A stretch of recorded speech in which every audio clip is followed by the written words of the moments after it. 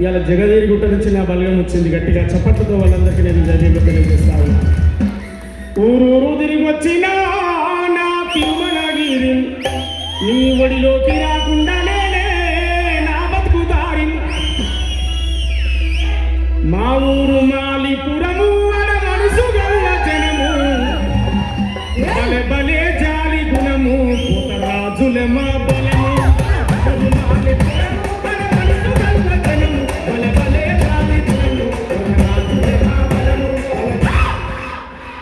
నీతికి మారు పేరు శివయ్య తాత చూడు నీ ఖ్యాతిని నలు దిశలా చాటుతాము నేడు. మా ఊరు మాలిపురము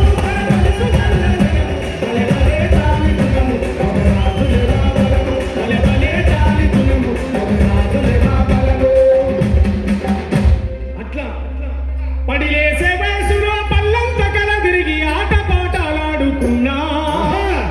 పండు వెన్నెలగా ఆశనడి జాము రాత్రిలో నిదురన్నదే ఎరుగకున్నా. అవ్వాయ్యా నిడిసి తోటి పిల్లల కలిసి ముత్యాలమ్మ బండ కాడా. ఈత పండ్లను చూసి రాళ్లతోని కొట్టి రాలుతుంటే మురిసిపోయినా. ఒకడెనుక ఒకడెక్కి పండ జారుతుంటే గుండె నిండా పొంగే ఆనందం. ఓ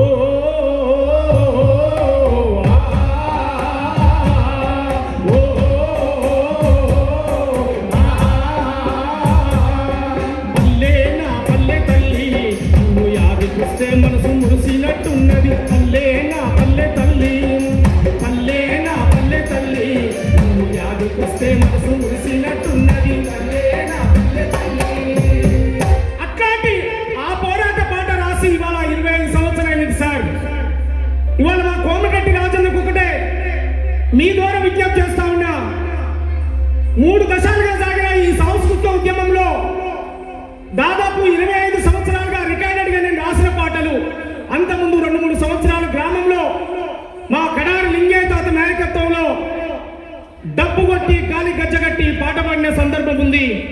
తిరుమలగిరికి వచ్చిన తర్వాత మా కందుకూరి కొండన్న, మా పెద్దపురం యాదన్న, మా తాతల వాళ్ళు వారి నాయకత్వంలో ఈ వేదిక మీదకి వచ్చిన రాయి కృష్ణ, వసంతక్క, విమలక్క, మందుల విజయక్క, చైతన్యక్క అనేక మంది నా ఆడబిడ్డల నాయకత్వంలో చిన్నోడు వాళ్ళ తమ్ముడిగా పనిచేశాను సార్. ఆ రోజు కాలి గజ్జగట్టి బల్బం వేసుకొని సంకర డప్పేసుకొని స్టార్ట్ అయిన పాట ఇవాళ రాజన్న పక్కన రాజన్న బిడ్డగా రాజన్న తమ్ముడిగా కూర్చోబెట్టే పరిస్థితికి తీసుకొచ్చింది సార్. ఆ పాటకంత చరిత్ర ఉంది సార్. ప్రతి సందర్భంలో పాటలు పాడి త్యాగాలు చేసింది సార్ మీ బిడ్డడు ఇవాళ. కానీ ఎక్కడ అనుభవించింది లేదు సార్. కానీ పాటలు పాడిస్తుండ్రు, పదవులు రాగానే మమ్మల్ని వదిలేస్తుంది సార్. దండం పెడతా సభాముఖంగా చెప్తా ఉన్నా. నేను అనాలన్నా వద్దా మీరు తప్పుపట్టద్దు సార్. మా పాట ఉపయోగిస్తున్నారు, మమ్మల్ని రోడ్డు కుదిలేస్తున్నారు, గాలి కుదిలేస్తున్నారు సార్. పుట్టడి కష్టం చేసి కడుపులో పేగులు వచ్చేటట్టు మాడుతున్నాం సార్. వాడుకుంటున్నారు, సీట్లు ఎక్కుతున్నారు, గేట్ల కడిగిలు పెడుతున్నారు సార్. అపాయింట్మెంట్ ఇవ్వకుండా గేట్ల కడిగిలు పెడుతున్నారు సార్. అపాయింట్మెంట్ ఇవ్వకుండా ఈ అవమానాలు అర్థమవుతుంది సార్. ఎటు కాకుండా అవుతుంది సార్ మా లైఫ్.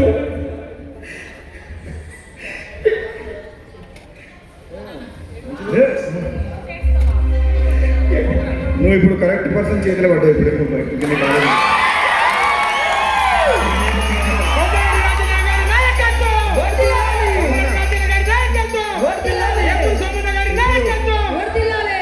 నిజమైన ఉద్యమకారులు, కళాకారులేందే ఈ తెలంగాణ రాలేదు. అందులో ఉన్న ఉద్యమకారులు, కళాకారులు నువ్వు ఒక ముఖ్యమైన పాత్ర పోషించిన మనిషివి. ఇటువంటి వ్యక్తులకు అన్యాయం జరుగుతుంటే చూస్తూ ఊరుకుంటూ నేను కూడా కూర్చోలేను. సమయం వచ్చినప్పుడు నీకు న్యాయం జరిగే విధంగా నీకోసం నేను కొట్లాడతా అని చెప్పి సభాముఖంగా తెలియజేస్తున్నాను.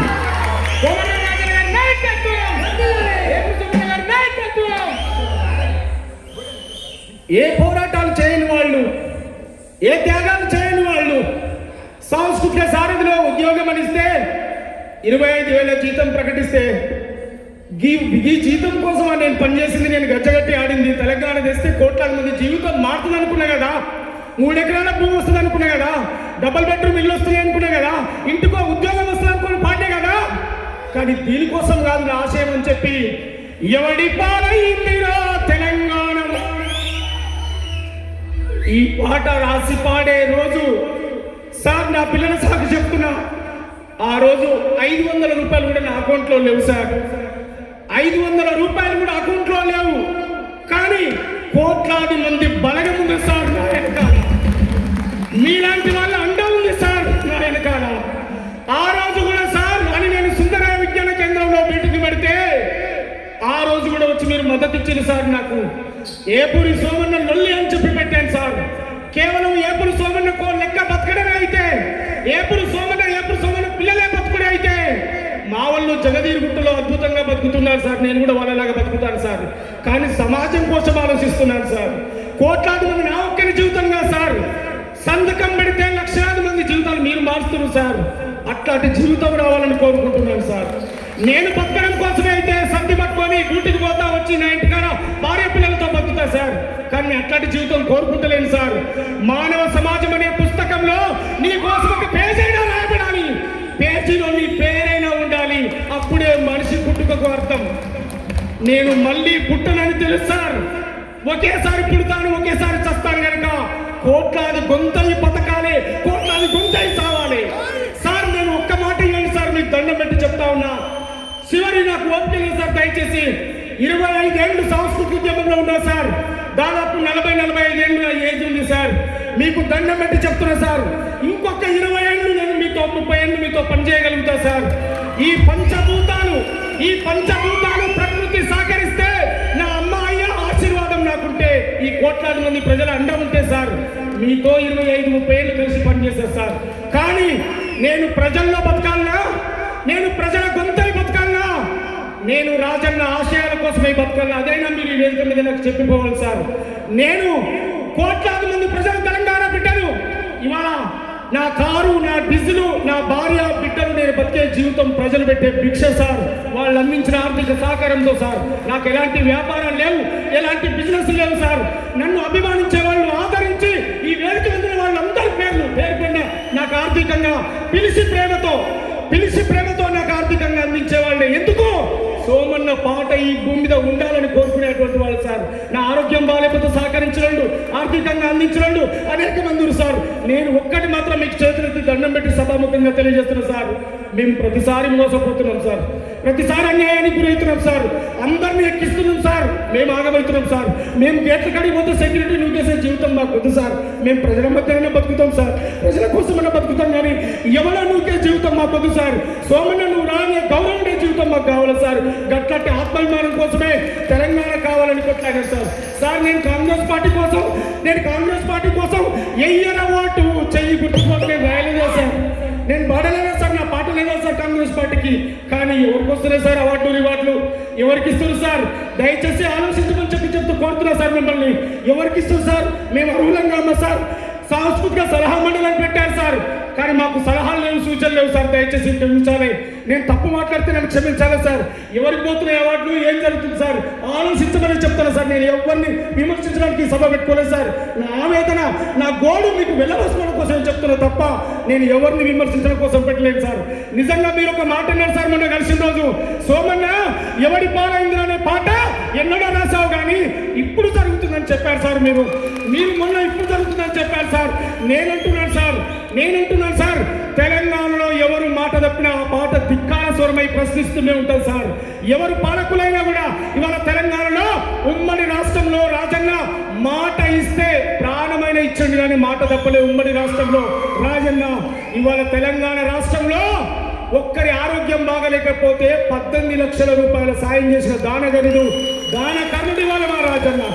ఇవాళ 33 కోట్లు పెట్టి సొంతంగా ప్రాజెక్టులు కట్టిన చరిత్ర, ఇవాళ 13 కోట్లు పెట్టి వృద్ధాశ్రమం తల్లి పేరుతో కట్టిన చరిత్ర. ఆ ఇంటికి పోతే ఈ రాష్ట్రంలో ఏ ఇంటికైనా తన సొమ్ము, తన కష్టం, తన నెత్తులు అందినటువంటి చరిత్ర ఇవాళ కోమటిరెడ్డి రాజన్నకుందనేటువంటి విషయాన్ని కూడా నేను గుర్తు చేస్తా ఉన్నాను. ఇవాళ సార్ సస్తే సత్తం, బతికితే బతుకుతాం, మాకు ఇబ్బంది ఏం లేదు సార్.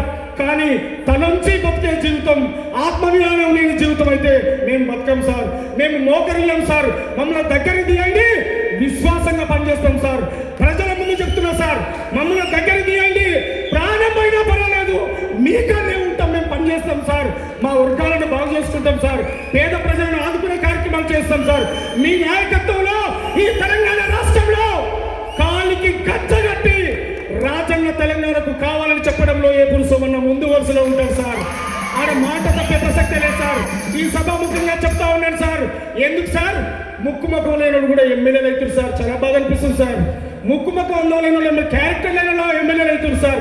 ఎవరెవరినో నమ్ముతారు, ఈజీగా నమ్ముతారు సార్. కానీ త్యాగాలు చేస్తున్న నమ్మట్లేదు సార్. బాధ అనిపిస్తుంది సార్. కడుపు ఆవేదన వచ్చి అంటున్నారు సార్. సార్ నా వయసు ఏం పోలేదు సార్.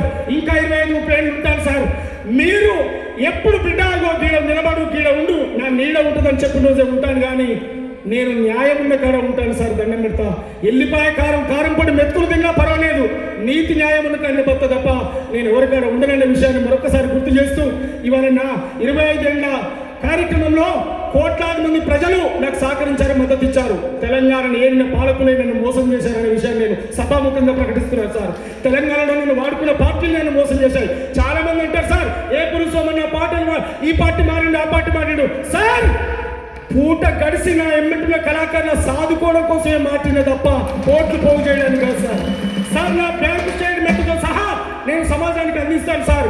ఏ అన్న ఏ 10 రూపాయల కార్తీకంగా ఇచ్చిండో ఆ రికార్డు ఉంటే తప్ప ఎక్కడి నుంచి స్కామ్ చేయలేదు, ఎవరు పైసలేరే సార్. కడుపులో పేగులు వచ్చేటట్టు కూలి చేస్తేనే డబ్బు వచ్చింది తప్ప ఏ రోజు ఎక్కడ అందలేదు సార్.